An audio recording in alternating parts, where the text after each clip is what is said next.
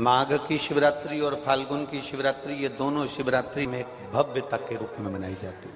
दुनिया के लोग कहते हैं कि शिवरात्रि के दिन भगवान शंकर की पार्वती जी के साथ शादी हुई, ये दुनिया के लोग कहते हैं। पर यदि जिसने शिव पुराण की कथा अगर अच्छे से सुनी हो और पढ़ी हो, तो शिव जी की शादी की जो तारीख है वो ये नहीं है। हमने पहले भी उसका वर्णन, भगवान देवाधिदेव महादेव के विवाह की जो तारीख है वो बैसाख शुक्ल पंचमी, शुक्ल पक्ष के बैसाख के महीने में जो पंचमी पड़ती है, उस दिन भगवान शंकर और पार्वती जी का विवाह हुआ। ये जो शिवरात्रि है ये विवाह की रात्रि नहीं है।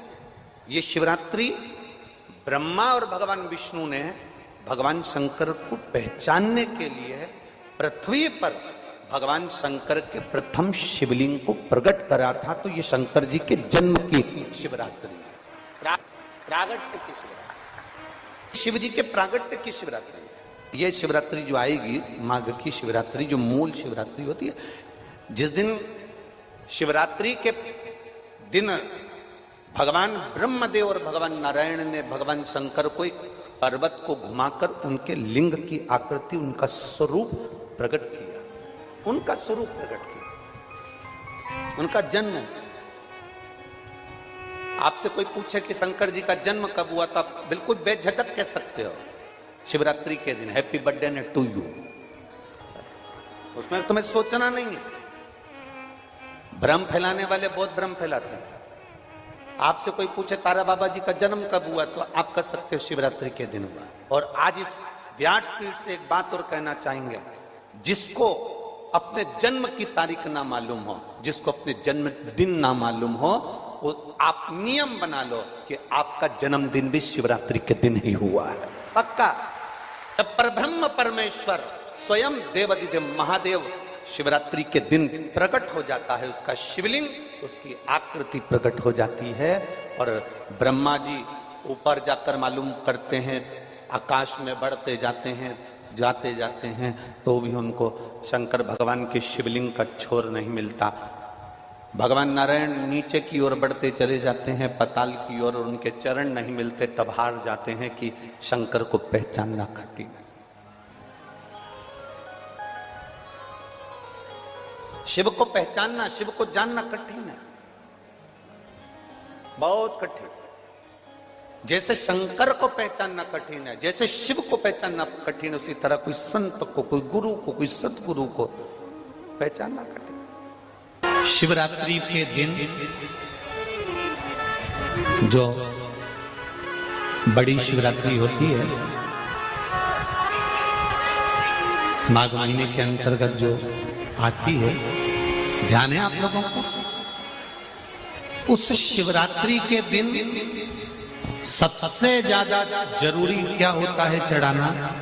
एक बेर। क्या जरूरी है?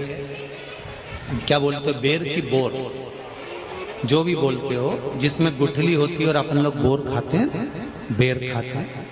मात्र एक बोर, एक बेर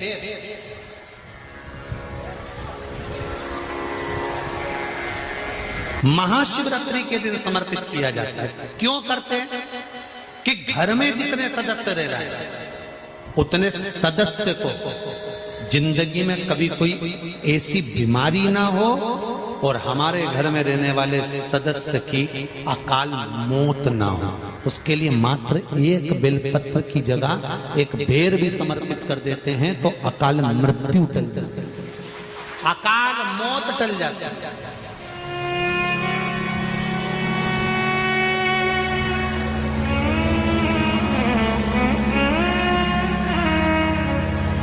12 महीने शिवरात्रि आती है,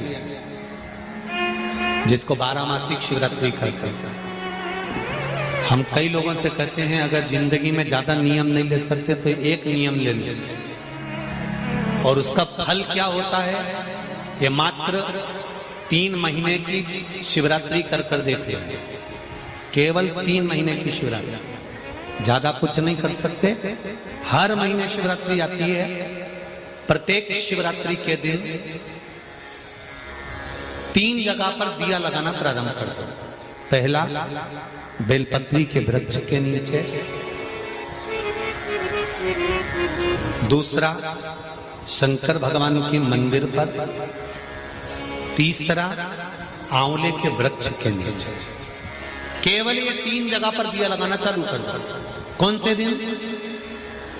हर महीने की जो शिवरात्रि आती है, मासिक शिवरात्रि जो आती है, आप 12 महीने का नियम बनाओ कि मैं 12 महीने की शिवरात्रि का व्रत करूं ना करूं।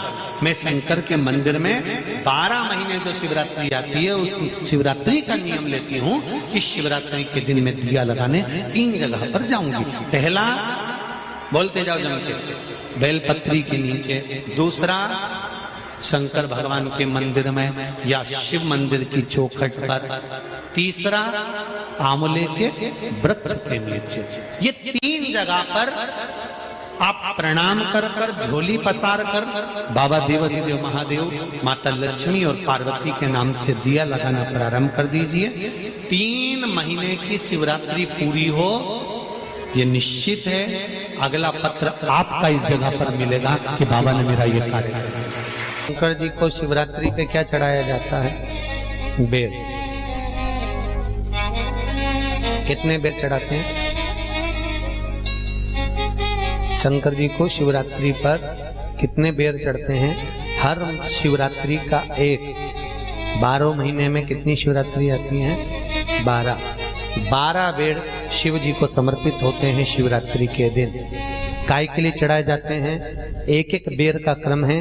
पहला बेर शंकर जी को जब चढ़ाते हैं तो वो वंश की वृद्धि करता है। दूसरे नंबर का बेर जब चढ़ाते हैं वो संपदा प्रदान करता है। तीसरे नंबर का बेर चढ़ाते हैं वो बच्चों को बुद्धि प्रदान करता है। चौथे नंबर का बेर जब शिव जी को समर्पित करा जाता है शिवरात्रि के दिन, वो घर में से रोग धोक बीमारी को हटाता है। 5वें नंबर का जो बेर शिव जी को समर्पित करा जाता है वो हमको रोगों से मुक्त करता है। 6ठे नंबर का बेर अटके हुए काम को बनाता है। 7वें नंबर का बेर हमारे कोई कार्य नहीं हो रहे उन कार्यों को सफलता की ओर ले जाता है। 8वें नंबर का बेर हमारे घर में कुछ खुशियां लेकर आता है। 9वें नंबर का बेर हमारे घर में वैभव को प्रदान करता है। 10वें नंबर का बेर हमारे घर में संपदा देता है। 11वें नंबर का बेर व्यक्ति को एकादशी के फल के बराबर पुण्य प्रदान करता है। और 12वें नंबर का बेर व्यक्ति के जीवन को सौभाग्यमय बनाता है, नारी को अखंड सौभाग्य प्रदान करता है। 12 महीने शिवरात्रि आती है। हर महीने का एक बेर, एक शिवरात्रि का एक बेर भगवान शंकर को 12 महीने का इकट्ठा कर कर एक मूल शिवरात्रि के दिन शिव को समर्पित करना चाहिए। जीव को अखंड सुख की अनुभूति होती है, अखंड सुख। शिवरात्रि का प्रसंग कहता है अपने मन की अभिलाषा रखकर तुम्हें जो चाहिए, एक काली मिर्ची और तिल्ली के, काली तिल्ली के 7 दाने। एक काली मिर्ची और तिल्ली के, काली तिल्ली के कितने दाने? 7 दाने हथेली में रखकर अपनी कामना कर कर मन से अपने मन के बात को कहकर शंकर भगवान के शिवलिंग पर चढ़ा दीजिए। आपकी मनोकामना, कहते हैं हर महीने शिवरात्रि आती है, इस शिवरात्रि पर, मुख्य शिवरात्रि पर चढ़ाओगे, अगले महीने की जब शिवरात्रि आएगी तो आपकी मनोकामना पूरी हो जाएगी। एक काली मिर्ची और 7 काली तिल्ली के दाने, मात्र 7। महाराज, जिसके घर में क्लेश रहता हो, बहुत ज्यादा लड़ाई झगड़े हो रहे हैं, सास बहू के झगड़े, ना बहू कुछ सुनने को तैयार ना सास सुनने को तैयार, और घर में बेचारे पुरुषों की आफत, यहाँ भाई भाई झगड़ रहे हो, सास बहुएं झगड़ रही हो, कुछ मत करिए। गेहूं की बाली को तोड़ो। गेहूं की बाली जानते ना, जिसमें आप लोग तो गेहूं की बाली को तोड़ना है, और बाली 7 बाली तोड़कर अपने घर में घुमाकर अपने घर का नाम और गोत्र बोलकर उसको शंकर को समर्पित कर दीजिए। जिंदगी में कभी सास बहू का झगड़ा नहीं होगा। हमारे शिवरात्रि के दिन उसको समर्पित करिए, आपके घर में कभी क्लेश नहीं मच सकता। 12 महीने शिवरात्रि आती है, और शिवरात्रि के दिन रात्रि को 12 बजे शंकर भगवान पर एक धतूरा चढ़ा दो। क्या चढ़ाना है? जम के बोलिए जरा। धतूरा। ये शंकर भगवान को धतूरा चढ़ा दो। 12 बजे रात्रि को शिव जी पे धतूरा चढ़ाओ। आधे घंटे तक धतूरा चढ़े रहने दो। और आप श्री शिवाय नमस्तुभ्यम का जाप करो। जिस शंकर जी पे धतूरा चढ़ाए उस मंदिर के बाहर बैठकर कौन सा मंत्र जपना है? श्री शिवाय नमस्तुभ्यम। फिर से बोलो, श्री शिवाय नमस्तुभ्यम। धतूरा चढ़ाकर श्री शिवाय नमस्तुभ्यम का स्मरण करिए। और जो दुकान नहीं चलती हो, घर में लक्ष्मी नहीं टिकती हो, खेत में फसल अच्छी नहीं आती हो, संपदा नहीं आ रही हो, बस उस धतूरे को लाल वस्त्र में बांधकर अपनी दुकान में, अपने व्यापार में, अपने घर में रात को 12:30 बजे उठाकर लाओ और 4 बजे के पहले उसको अपनी दुकान, व्यापार, व्यवसाय में उसको बांध दीजिए। और अगर जो जमीन फसल सही नहीं दे रही हो उस जमीन में ले जाकर गाड़ दीजिए। आपको जीवन में कभी तकलीफ नहीं भोगना पड़ेगी, लक्ष्मी बढ़ती चली जाएगी महाराज, संपदा बढ़ेगी। जो व्यक्ति ज्यादा बीमार रहता हो, बहुत बीमारी उसको घेरे रहती हो, परेशान रह रहा हो, बीमारी बनी हुई है, तो बोर चढ़ाइए। बेर क्या बोलते हैं यहाँ पर? बेर की बोर, वो खाने वाला बेर जो होता है, उस बेर को 7 बेर ले लो और 7 बेर को लेकर अपने ऊपर से घुमाकर शिवरात्रि की दोपहर के 12 बजे शंकर भगवान के शिवलिंग पर ले जाकर उस बेर को चढ़ा दीजिए। आपका रोग, आपकी बीमारी मात्र 3 महीने के अंदर समाप्त हो। शिवरात्रि के दिन शंकर भगवान को बेर चढ़ाने का बड़ा महत्व है। यहाँ चढ़ाते हैं कि नहीं चढ़ाते? चढ़ाते हैं। शिवरात्रि के दिन बेर चढ़ाने का बड़ा महत्व है। और शिवरात्रि पर चढ़ा हुआ वो बेर उठाकर ले आइए और उस बेर को उठाकर रख लीजिए। मान लो किसी को उदर से जुड़ी हुई जब तकलीफ रहती है, पेट से जुड़ी हुई तकलीफ रहती है, पेट से जुड़ी हुई कोई भी प्रॉब्लम हो, अगर पेट से जुड़ा हुआ कोई भी रोग आपको लग गया और डॉक्टर की दवाई चल रही है, सारी औषधि चल रही है, जो शिवरात्रि पर आपने बेर चढ़ाया है वो बेर अगर आपके यहाँ रखा हुआ है, वो बेर उस रोग वाले व्यक्ति को खिला दीजिए। आधे घंटे के अंदर पेट का दर्द, पेट की तकलीफ, पेट का कैसा भी रोग होगा एकदम आराम लग जाएगा। उस बेर में इतना दम, इतना प्रबलता आ जाती है शंकर को, जो शिवरात्रि के दिन बेर चढ़ाया जाता है।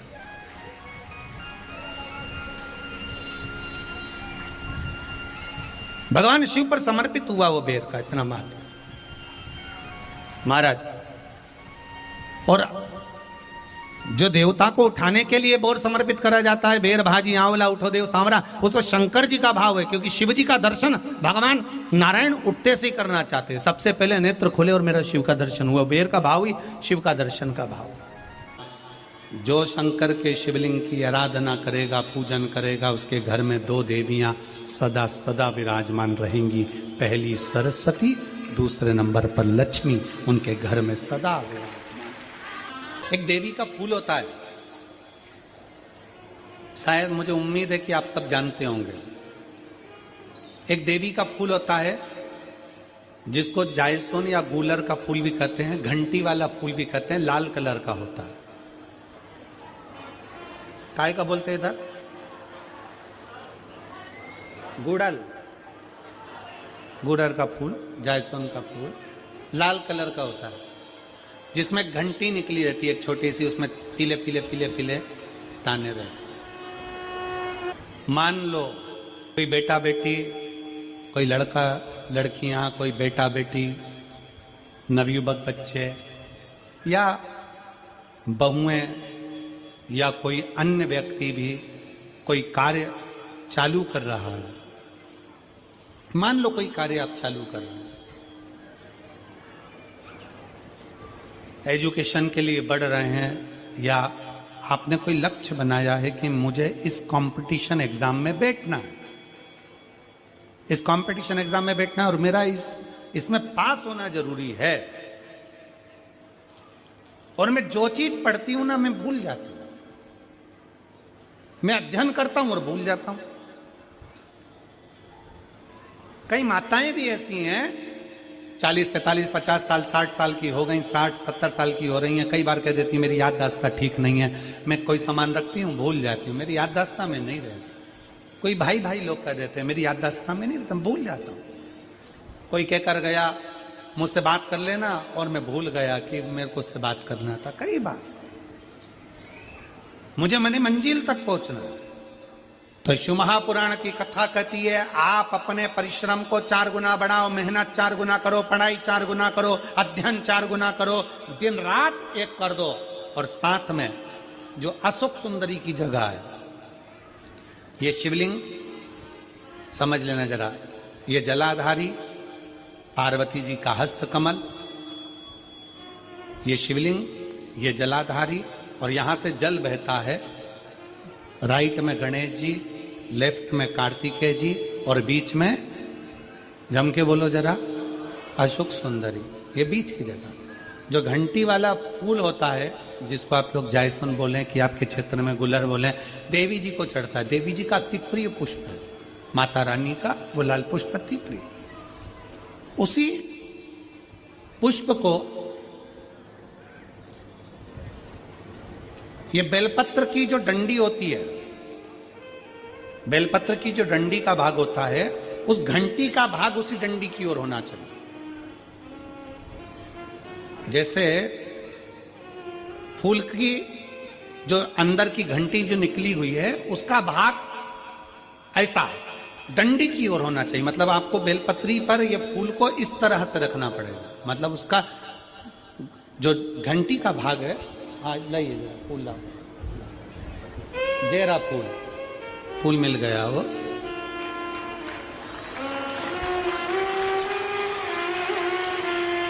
फूल मिल गया।